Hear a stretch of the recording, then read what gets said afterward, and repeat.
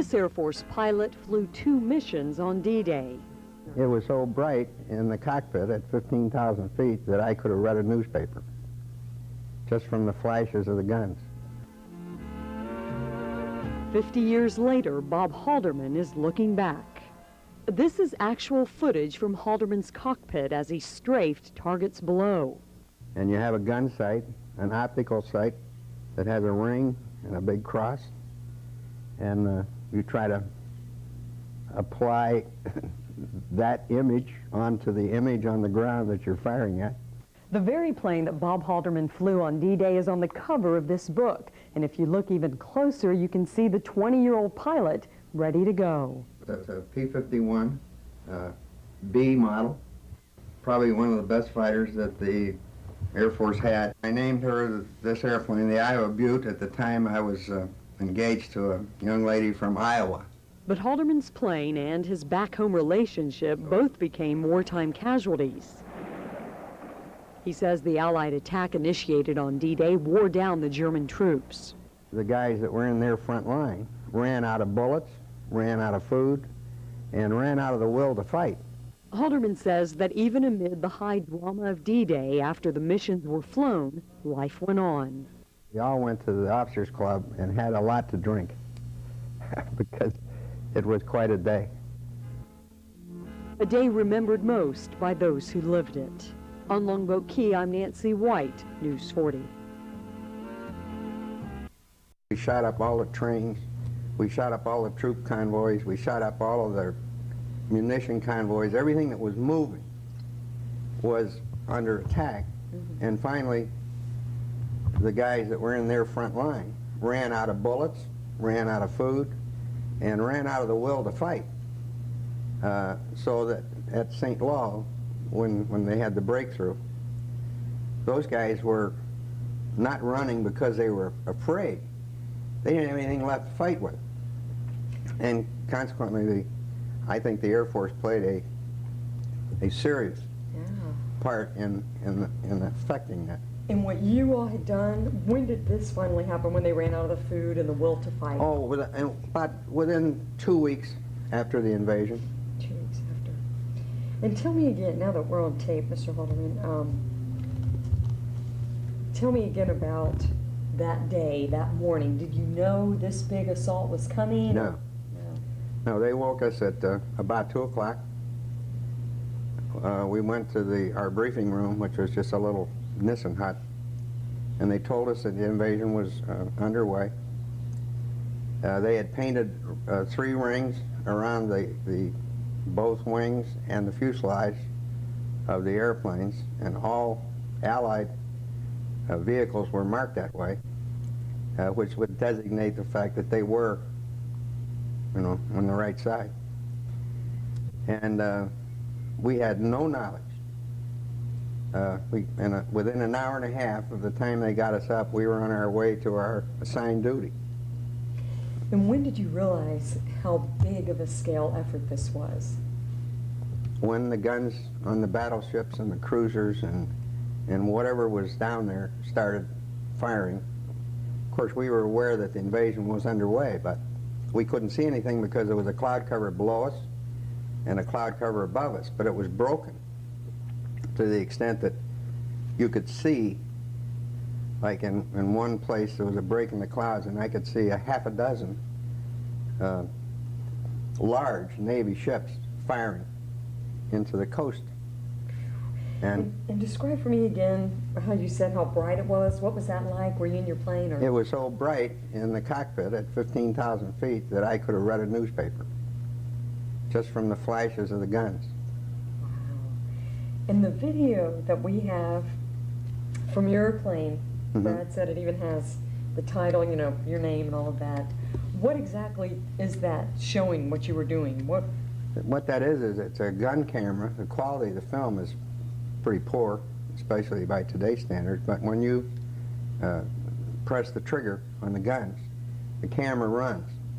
When you release the trigger, the camera stops. It's about maybe a 3 or 4 second overrun.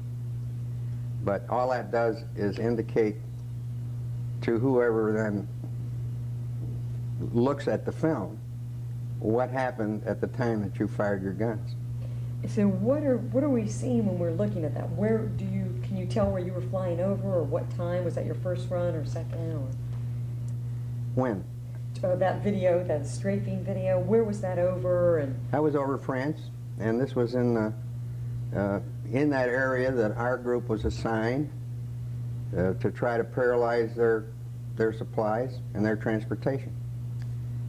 And describe for us, like, the people who have a hard time even picturing it like I do, describe for us what you were doing in that cockpit. I mean, were you by yourself in the plane? Were you just sitting there looking for things? What was going on when you were doing all of that? Yeah, you're all alone.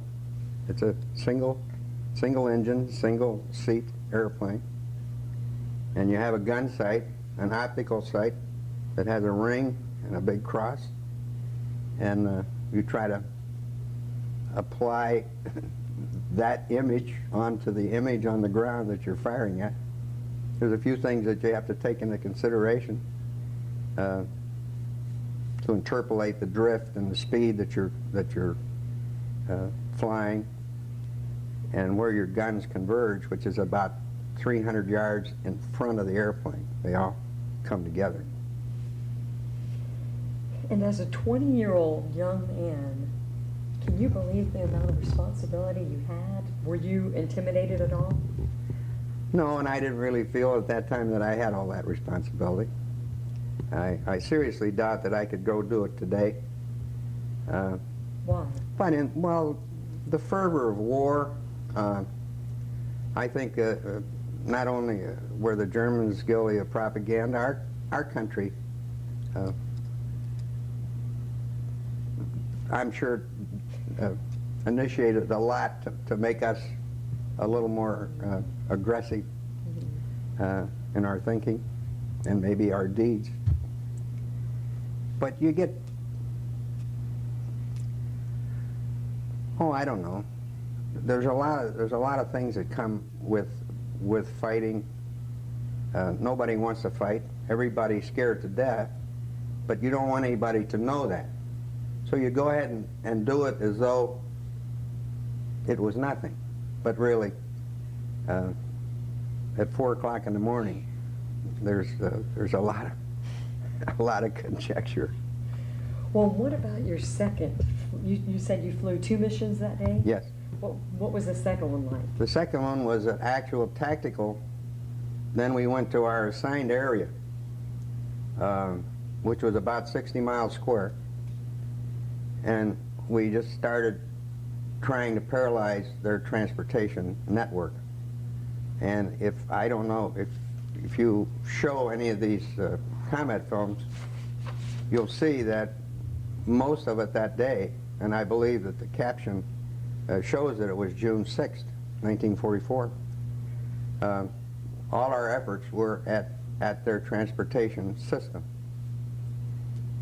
And I would say that we were very successful, and I'm sure that all the other fighter groups that were assigned to different areas were as successful, and that's what eventually, I think, made the ground troops' job a little easier. And while you were flying along, what did it look like up there? Could you see other planes around you, or? Oh, sure. Yeah. You're always flying with we usually fly with 4 flights of 4 airplanes, so that'd be 16 airplanes in a group. There are 4 flight leaders, and then 3 other guys in the same formation. It's a 4 airplane formation, an element and a flight, and the flight leader is in charge of his 3. And he directs them, and we try to stay together for 2 or 3 reasons: to protect each other and to try to be more effective. And what happened after you flew your mission and came back and you landed? I mean, did everybody get out and start cheering? I mean, what was that like, or did you just know it was business? And Well, I don't have any particular recall, but I would have to assume that we all went to the officers' club and had a lot to drink because it was quite a day.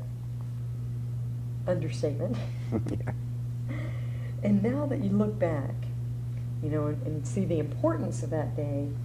How do you look back on it as a part of history? I mean, do you look at it differently since you were there and you were a part of it? Did it change you in any way? No, I don't think so. I think young people have the ability to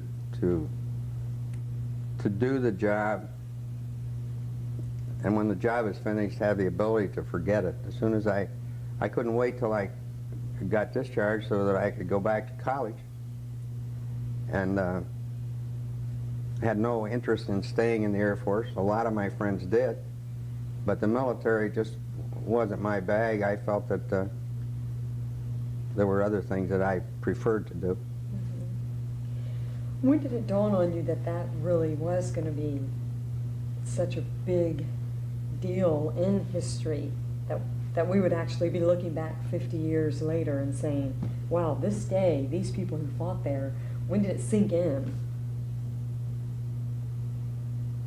I don't really have an answer to that. I think it was such a gigantic effort that it sort of boggled your mind. That's that's not a very good word, but there were so many people involved in that particular effort that I don't think that any one individual felt that they were anything more than just a very, very small cog in a giant wheel. And hope. And you had said before that everyone was probably afraid and no one really wanted to show it. But as you're flying and actually shooting, were you more concerned with what you were doing? Did you really even have time to worry about being shot down yourself? Oh no, you don't have time to be afraid. Once you get in the airplane and you start your engine, that all disappears. It's the anticipation, the thinking 2 or 3 hours before it happens that creates all the fear or the thought of fear. But once you get in the airplane and the noise starts and the activity starts, you don't have any other thoughts other than trying to do your job, I guess. And tell us one more time, Mr. Hulderman, just what it looked like visually, just how you said, describe the mass of, artillery. What, to someone who, again, has a hard time picturing that, yeah. What did it look like that day? How could I describe hundreds of ships with every gun that they could carry trained at the coast, all firing at once over the heads of the people who are about to land. And I'm sure that the people who were under that rain of fire were very concerned, hoping that some of those shells didn't fall short, because there was only maybe a 10-mile circle of ships, or 10 miles off the coast, and all of the landing troops were in between the boats and the shoreline at the time. Of course, I'm sure the thought was to try to disrupt the Germans with all of this tremendous amount of firepower, to give the landing troops an opportunity to get ashore before they woke up. And lastly, when you look back to that day, when it comes up in conversation that you were a part of that, what's the first thing that comes to your mind that you remember most about the whole experience?